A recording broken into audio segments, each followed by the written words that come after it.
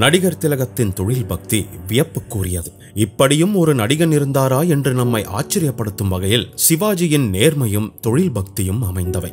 இதோ ஒரு சில உதாரணங்கள். படப்பிடிப்பு நாளில் எந்த உடை அணிந்து நடிக்கிறாரோ அது காட்சி முடியும் வரை கசங்காமல் அழுக்கடையாமல் பார்த்துக் கொள்வார் நடிகர் திலகம். ஒரு சமயம் வாகினி ஸ்டுடியோவில் ஒரு படப்பிடிப்பு நடந்து கொண்டிருந்தது. கோடை வெயில் கொளுத்தும் வேலை அது. பகல் 12 மணி அளவில் மின்வெட்டு காரணமாக படப்பிடிப்பு நின்று போனது.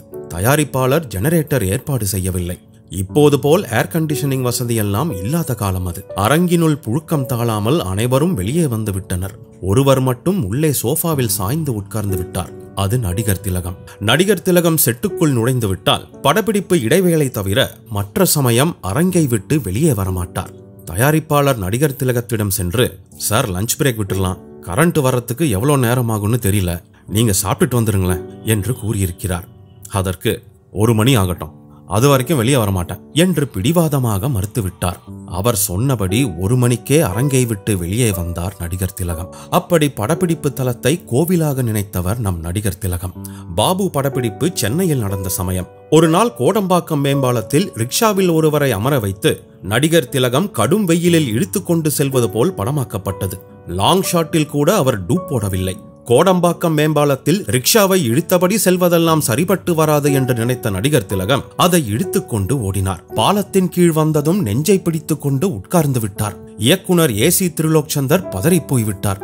நமக்கு பழக்கமில்லாத வேலை இல்லையா, அதான் கொஞ்சம் நெஞ்சு வலி வந்துருச்சு என்று சிரித்தபடி சொன்னார் நடிகர் திலகம். செய்த தொழிலில் உண்மையாயிருந்தவர் நம் நடிகர் திலகம்.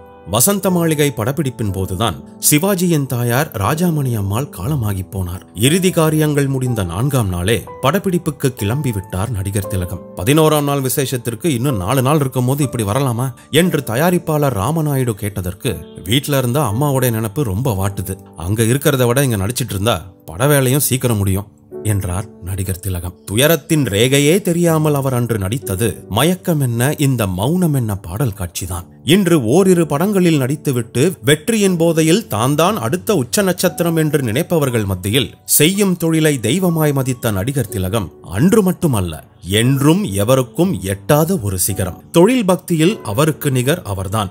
ஆரம்ப காலம் தொடங்கி இறுதி காலம் வரை தான் செய்த தொழிலை 100% அர்ப்பணிப்புடன் செய்தவர் நடிகர் திலகம் அவர்கள். KS கோபாலகிருஷ்ணன் இயக்கத்தில் சிவாஜி நடிப்பில் படிக்காத பண்ணையார் என்ற திரைப்படம் உருவாகி கொண்டிருந்த நேரம். அந்த படத்தின் படப்பிடிப்பு வாகினி ஸ்டுடியோவில் நடைபெற்றது. பணமா பாசமா, சித்தி உள்ளிட்ட பல குடும்ப படங்களை இயக்கி வெற்றி கொண்டவர் இயக்குனர் திலகம் KS கோபாலகிருஷ்ணன்.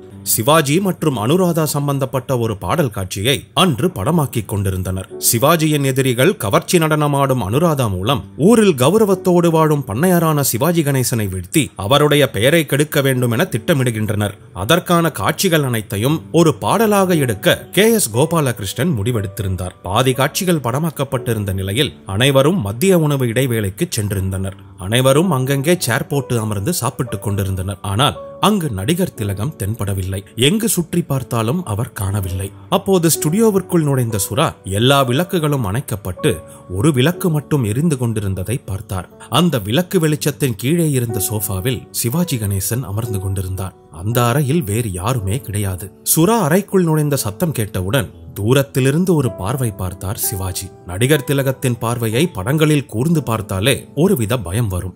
நேரில் பார்த்தவுடன் பயத்தில் அந்த அறையிலிருந்து உடனே வெளியே வந்து விட்டார் சுரா. என்ன சார், எல்லாரும் வெளியே உட்கார்ந்து சாப்பிட்டு இருக்காங்க, சிவாஜி சார் மட்டும் உள்ள தனியா உட்கார்ந்துட்டு இருக்காரு என்று வெளியே இருந்த கோபாலகிருஷ்ணனிடம் விசாரித்தார்.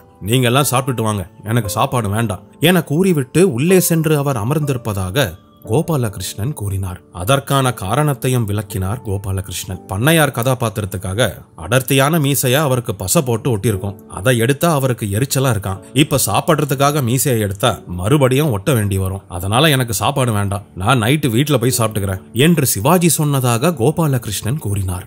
எனக்கு சாப்பாடு வேண்டான்னு சொல்லிட்டு பட்டினியோடு இருந்து நடிக்கிறார், என்ன மனுஷயா இவரு என்று கோபாலகிருஷ்ணன் கூறும்போதே சுராவின் கண்கள் கலங்கிவிட்டன.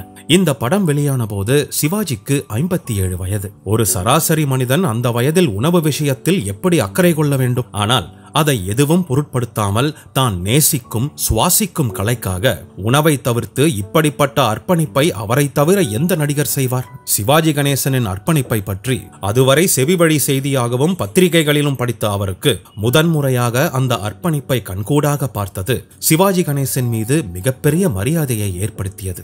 காலத்தை கடந்தும் திரையுலகில் சிவாஜி கணேசனின் பெயர் சாகாவரம் பெற்று நிலைத்திருக்கிறது என்றால் அதற்கு ஒரே காரணம் நடிகர் திலகத்தின் இந்த அர்ப்பணிப்பு தான். சினிமா எனும் கனவு தொழிற்சாலைகளில் வெறும் கனவாகி போன சில திரைப்பட முயற்சிகளில் ஒன்றுதான் சாணக்கியா. இயக்குனர் B.R. பந்தலு சிவாஜி கணேசனை வைத்து வீரபாண்டிய கட்டபொம்மன், கர்ணன் முதலிய பிரம்மாண்டமான திரைப்படங்களை இயக்கினார்.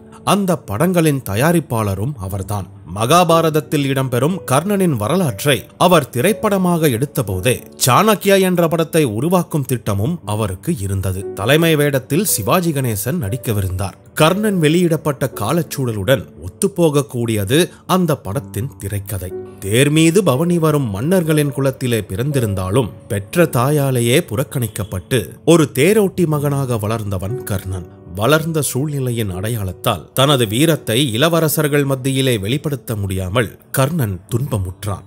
இதுதான் அவனுடைய வாழ்க்கையில் அமைந்துவிட்ட சோகம். சாதிய மேட்டிமைகளால் பலர் அடக்குமுறைக்கு ஆளானார்கள், தாழ்த்தப்பட்டார்கள் என்ற அறைகூவல் தமிழக அரசியல் இருந்ததால் கர்ணன் பாத்திர படைப்புக்கு நல்ல வரவேற்பு இருந்தது. பிறப்பால் ஏற்படும் ஏற்றத்தாழ்வுகள் படத்தில் வலியுறுத்தப்பட்டன.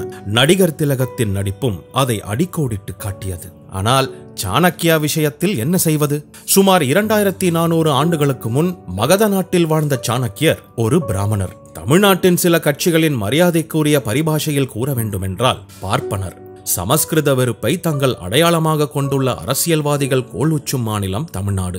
சாணக்கியரோ அர்த்த சாஸ்திரம் என்ற பாரதத்தின் மிக பழமையான அரசியல் நூலை சமஸ்கிருதத்தில் எழுதியவர். இத்தகைய ஒரு ஆளுமையை தமிழ்நாட்டில் வரும் திரைச்சித்திரத்தில் எப்படி முக்கிய கதாபாத்திரமாக்குவது? மிகவும் கடினம்தான். எப்படியும் சரித்திரத்தை திரித்து கூறுவதில் நமது எழுத்தாளர்களுக்கு ஈடு இணை இல்லாத நிலையில் அதுவும் சாத்தியம்தான், வேறெதுவும் சாத்தியம்தான். ஆனால் அத்தகைய சவால்களையெல்லாம் சந்திக்க வேண்டிய சந்தர்ப்பமே பந்தலுவுக்கு வரவில்லை. ஏனென்றால் பந்தலுவுக்கும் அவருடைய கதாநாயக நடிகரான சிவாஜிக்குமான உறவில் முரடன்முத்து படத்திற்கு பிறகு பிளவு விழுந்து சாணக்கியா திட்டம் புஸ்வானமாகிவிட்டது. ஒருவேளை சாணக்கியா கதை திரைக்கு வந்திருந்தால் எத்தகைய கண்டங்களை சந்திக்க வேண்டிய வந்திருக்கும் என்பதற்கான ஒரு உதாரணம் கூற வேண்டுமென்றால் சின்ன திரைக்கு 1991ஆம் ஆண்டு சாணக்கியா வந்தபோது தெரிந்தது. சந்திர பிரகாஷ் துவிவேதி என்பவர் அதை தூர்தர்ஷன் தொடராக எழுதி இயக்கி தயாரித்து தானே சாணக்கியராகவும் நடித்திருந்தார். அந்த தொடரும் வெற்றி அடைந்தது. ஆனால் பாஜகவுடன் தொடர்புடையவராக துவேதியை சில பத்திரிகைகள் சித்தரித்தன. சிவாஜிக்காக சாணக்கியரை அசை போட்ட பந்தலு படத்தை ஆயிரக்கணக்கான நடிகர்களுடன் மகத்தான முழுநீள வண்ணப்படமாக தயாரிக்க திட்டமிட்டிருந்தார். ஆனால் அவர் அப்படி எடுத்ததென்னவோ எம்ஜிஆரும் ஜெயலலிதாவும் நடித்த 1000ல் ஒருவன் படத்தை.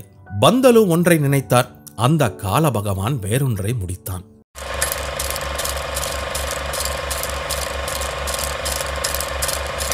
நல்ல சினிமா நேயர்களுக்கு வணக்கம். நீங்க எங்களுக்கு தொடர்ந்து கொடுத்துட்டு வர ஆதரவுக்கு நெஞ்சார்ந்த நன்றிகளை தெரிவித்துக் கொள்கிறோம். ஒரு சின்ன வேண்டுகோள், நல்ல சினிமா சேனலை இதுவரைக்கும் சப்ஸ்கிரைப் பண்ணாதவங்க கீழே இருக்கிற சப்ஸ்கிரைப் பட்டனை பிரஸ் பண்ணி உடனே சப்ஸ்கிரைப் பண்ணிடுங்க. அதோட அந்த பெல் ஐக்கனையும் கிளிக் பண்ணிடுங்க. நாங்க வெளியிடுற வீடியோஸ் எல்லாம் உடனுக்குடன் உங்களுக்கு தெரிய வர அது ஹெல்ப்ஃபுல்லா இருக்கும். நன்றி.